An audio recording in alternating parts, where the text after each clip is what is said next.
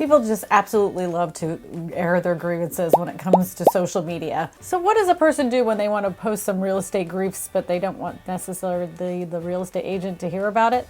Well, you go to Reddit, of course. Today we're going to be going over some of the Reddit posts that I found, and I'm going to give them some solutions to their problems. So let's go ahead and read some Reddit posts. Well, this one's a little scandalous.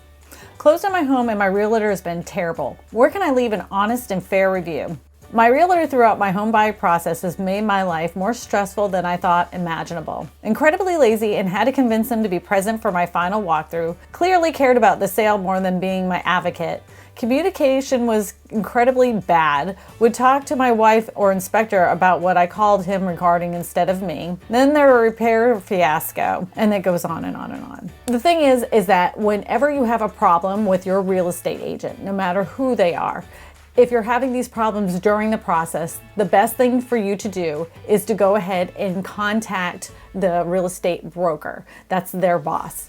And tell them everything that's been going on, the lack of communication, the fact that you've asked questions and they end up calling your wife, anything like that. You just need to discuss it with their boss. In many cases, either the broker will take over or have another agent in the office take over your transaction. Secondly, if there's a problem like with ethics, if they've done anything that you feel like is racist towards you or discriminatory because you have some kind of physical disability, you can always take that up with the real estate board. But as far as leaving a review, there are several places you can leave a review for an agent. You can look up their Facebook business page. You can leave a review there.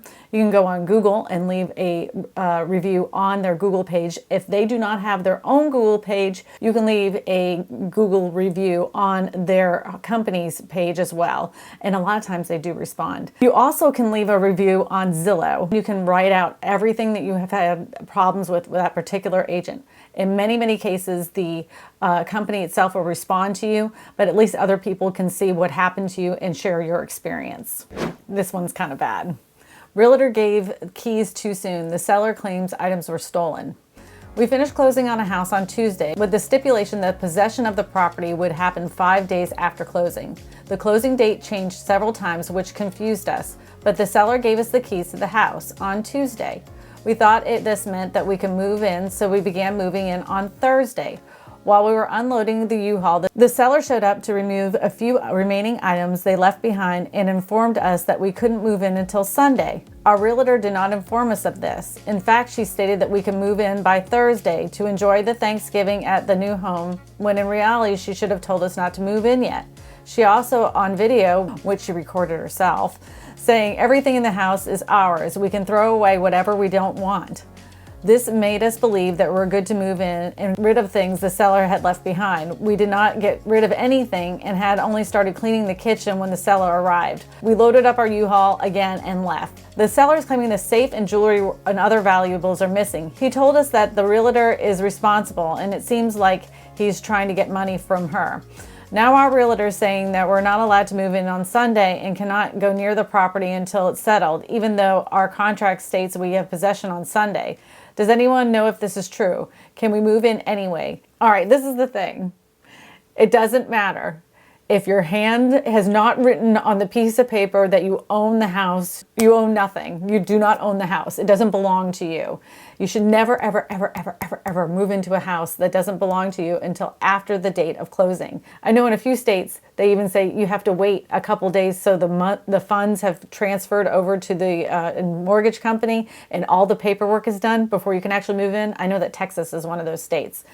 But I would never suggest moving into a house prior to the closing date. This case in point, he's already claiming that she stole some things. Another problem is, what if the house catches on fire? Who's responsible for it then? What insurance company is going to go ahead and cover the costs? The seller is in jeopardy of having some problems because you moved in too soon too. It's something that does happen, and I know it does happen because people are overlapping purchasing houses, but never do it. Never move in until you own that house and you have full possession. And you know what? Another thing, that real estate agent should have known better. seller. I know that I'm kind of throwing this person under the bus, but you should always advise your clients never to move into a house unless you have an addendum, a full addendum that you have signed that allowed you to move in prior. If it's not been signed by you and the seller, then you have nothing. And the seller on this one is correct, even though I know you probably didn't steal the items. The seller's right on this one. This one should be interesting. Planning on selling a house to current tenants, being advised to get a realtor rather than sale by owner. Thoughts? As the title says, my current tenants are interested in buying the home that they are renting from. I'm being advised to use a realtor, which I'm not opposed to, but I'm hesitant to give up 3% when most of the hard work is already done. Is it reasonable to negotiate their fee? And if so, what would be a reasonable to ask? Thanks in advance. Honestly, you don't need a real estate agent. In this particular situation, you have the house, you have the buyer, you've acquired both of those things. The other thing is that they already know the house. If I was representing the buyer, I would tell them to go ahead and have a home inspection done to the house, and go ahead and, if you're the seller, agree to fix those items that are in the house. But if both of you are unaware of how this works, and it's okay to hire a real estate agent, and you can negotiate the cost of the selling of the house, because a lot of times what they're doing is just the paperwork. In Louisiana, they call them ministerial acts, which sounds super mysterious, but it's not. And really, they're just filling out all the paperwork, making sure that all the I's are dotted and the T's are crossed. Yeah, that's how that goes. And that way you can get it to the title company and everything's fair and square and you're all done. Now, when you have a real estate agent representing both sides that's just doing the paperwork, just know that they're not in favor of one or the other selling the house, and they don't represent either one of you. They're just doing the paperwork. While going through Reddit, I just have to tell you that I found something that I was like, ooh, how exciting. And they're looking for a realtor recommendation here in Baton Rouge. So it says, hi there, I'm looking for the purchase of my first house next summer, and I was wondering if anyone had any recommendations here in Baton Rouge. And I was like, ooh, that's me. I was scrolling through the comments, and of course a bunch of real estate agents answer, but one of the things that kind of burned my butt, it says, tip number 1, your realtor isn't yours. Realtors lack the fiduciary responsibility to the buyer. Unlike the seller, you are committed to just one. Have a few show you around houses in the areas you are interested in. Okay, 100% wrong. This person is telling him that we only represent the sellers, and years ago that was the case. But if you have a buyer's agent representing the buyer, they are looking out for their best interest, not the sellers. That's not how this works. That's not how it works. That's not how any of this works. It hasn't worked like that in years. They work for the buyer. The selling agent, the sign that's on the yard that you're going into the house, those are the seller's agents that represent the sellers. And we are responsible for the people we represent. But when it comes to this particular situation, if you have a buyer's agent that you're not comfortable with, and I only suggest working with one, and you're not comfortable with them, then move on to the next one. Don't work with several, because you got to understand, we don't get paid as real estate agents until the day it closes. So it's in our best interest to work with you very closely until the day of closing. Well, here's a post that actually I want to ask your opinion about this. Not too long ago, the National Board of Realtors decided to remove the word master. So the post goes like this. Texas Real Estate Group says it will no longer use the word master to describe bedrooms and bathrooms in listings.